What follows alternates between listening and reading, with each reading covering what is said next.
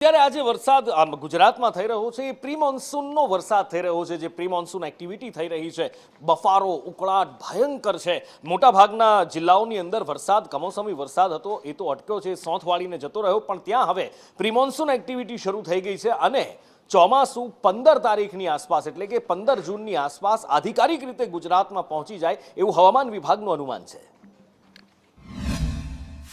आने वाले 7 दिनों के लिए जो गुजराती स्टेट के लिए फोरकास्ट है उसमें गुजरात रीजन और सौराष्ट्र रीजन में आइसोलेटेड प्लेसेस पे लाइट टू मॉडरेट रेन का पूर्वानुमान है।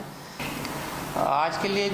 जो डिस्ट्रिक्ट है जहां पर आइसोलेटेड प्लेसेस पे लाइट टू मॉडरेट रेन होने का पूर्वानुमान है वो डिस्ट्रिक्ट है अमरेली, भावनगर, बोटाड। और गुजरात रीजन के जो डिस्ट्रिक्ट है जहाँ पे आइसोलेटेड प्लेसेस पे लाइट टू मॉडरेट रेन होने का पूर्वानुमान है वो डिस्ट्रिक्ट है सूरत, नवसारी, वलसाड़, दमन, दादरा नगर हवेली, तापी, डांग,